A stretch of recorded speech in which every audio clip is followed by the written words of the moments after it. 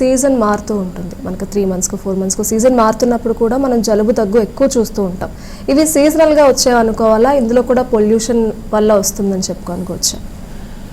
రెండు కాంబినేషన్ ఉంటుంది. Okay.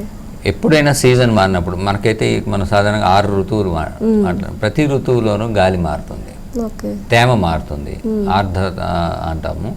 So ఈ రెండు మారుతూనే ఉంటాయి. కంపోజిషన్ మారుతుంది. ఇప్పుడు మనం ప్రస్తుతానికి ఉన్న శిశు ఋతువు, ఆకులు రాలుతుంటాయి. చలికాలం నుంచి కొంచెం ఎండలు స్టార్ట్ అయ్యాయి. ఎండలు స్టార్ట్ అయినప్పుడు కొంచెం హ్యూమిడిటీ మారుతుంది. హ్యూమిడిటీ మారినప్పుడు మనకి డస్ట్ పెరగటం ఎక్కువ అవుతుంది, డస్ట్ రైజ్ అవ్వటం కానీ అవన్నీ ఎక్కువ ఉంటాయి. మనం పీల్చే ఈ గాలిలో కంపోజిషన్ అనేది పార్టికులేట్ మ్యాటర్ ఎక్కువ అయిపోతుంది. ఈ పార్టికులేట్ మ్యాటర్ ఎక్కువ అవటం వలన మనం పీలుస్తుంటే వస్తుంది. అలానే నెక్స్ట్ వసంత ఋతువు వస్తుంది. వసంత ఋతువు అప్పుడు అన్ని చెట్లు చిగురిస్తాయి, ఫ్లవరింగ్ వస్తుంది, అంటే మళ్ళీ పాలెన్స్ వస్తాయి అంతా. ఈ పాలెన్ అనేది చాలా మందికి ఎలర్జీ ఉంటుంది. సో అప్పుడు ఆస్తమాలు స్టార్ట్ అవుతాయి. అలానే వానలు పడతాయి, వానాకాలంలో తేమ ఎక్కువ ఉంటుంది. తేమ ఎక్కువ ఉండటం వలన ఫంగస్ పెరుగుతాయి. తేమగా ఉండటం వలన ఫంగస్ ఉండటం వలన ఫంగల్ స్పోర్స్ ఎక్కువ అయితే అవి పీల్చిన వాళ్ళకి ఆస్తమాలు వస్తాయి, ఆస్తమా ఉంటుంది. అలానే టెంపరేచర్ వేరియేషన్స్ వలన కూడా చాలామందికి ఈ ఎలర్జీస్ ట్రిగ్గర్ అవుతాయి. ఆస్తమా, చలికాలము మంచు పొగ ఉంటే వాళ్ళకి ఆస్తమా వస్తుంది. ఇప్పుడు కొంతమందికి సమ్మర్లో ఆయాసం వస్తుంది, బాగా ఎండలు ఎక్కువ ఉంటాయి. ఎండల్లో మీకు ఏ ప్రాబ్లం ఉండదు, సైనస్ ఆస్తమా ఉన్న వాళ్ళకి కొంచెం బాగుంటుంది. వింటర్ అండ్ రైనీ సీజన్ ఇబ్బంది పెడుతుంది అంటారు, కానీ అది మిత్ అనుకోవచ్చు. ఇప్పుడు సమ్మర్లో కూడా ఎక్కువ అవుతుంది. అంటే ఈ రైనీ వింటర్ సీజన్లో అంటే వానాకాలం చలికాలంలో ఓన్లీ ఆస్తమా ట్రిగ్గర్ అయి వస్తుంది.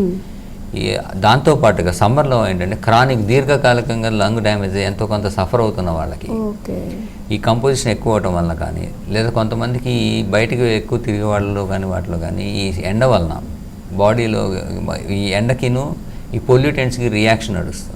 ఇప్పుడు బాగా ఎక్కువ ఎండ ఉన్నప్పుడు అల్ట్రావైలెట్ రేడియేషను మనకి ఎన్విరాన్మెంట్లోకి ఎక్కువ వస్తుంది. ఈ యూవీ రేసు, ఈ సల్ఫర్ డైఆక్సైడ్ కానీ నైట్రోజన్ డైఆక్సైడ్ కానీ ఇవన్నీ రియాక్ట్ అయ్యి ఈ ఆక్సిజన్ గ్రూప్ ఫ్రీ రాడికల్స్ని తీసుకొస్తాయి ఎన్విరాన్మెంట్లోకి. ఈ ఫ్రీ రాడికల్స్ పీలిస్తే ఆర్గాన్ డ్యామేజ్ చేస్తాయి. ఎస్పెషల్లీ లంగ్, మనం పీల్చగానే లంగ్లోనే అవి మెంబ్రెయిన్ డ్యామేజ్ చేస్తాయి. అలానే nitrosamines single oxygen reactive species form అవటం వలన అవి స్టఫినోస్ కాజ్ చేయడం. అలానే గ్రౌండ్ లెవెల్ ఓజోన్ ఫామ్ అవుతుంది ఈ పొల్యూషన్ వలన, రేడియేషన్ వలన, దీనివల్ల. సో ఈ గ్రౌండ్ లెవెల్ ఓజోన్ పీలిస్తే కూడా మనకి ఈ ఆస్తమా వచ్చినట్టు ఉంటుంది. హెడ్ డిజీనెస్ ఉండటము, స్టఫినోస్ రావటము, ఆస్తమా పెరగటం అవుతుంది. ఈ గ్రౌండ్ లెవెల్ ఓజోన్ అనేది ఇంట్లో కూడా ఫామ్ అవుతుంది.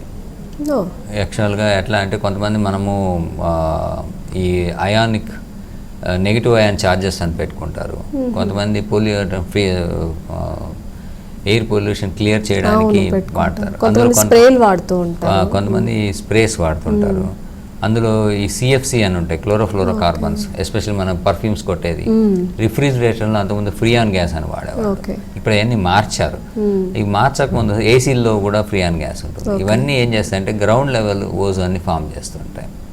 అలానే డస్ట్ క్యాచ్ చేయడానికి ఎలక్ట్రోస్టాటిక్ డెసికేటర్స్ అని పెడతారు. అవన్నీ కూడా నెగిటివ్ అయాన్ ఛార్జెస్ రిలీజ్ చేయడం వల్ల ఓజోన్ వచ్చేస్తుంటుంది.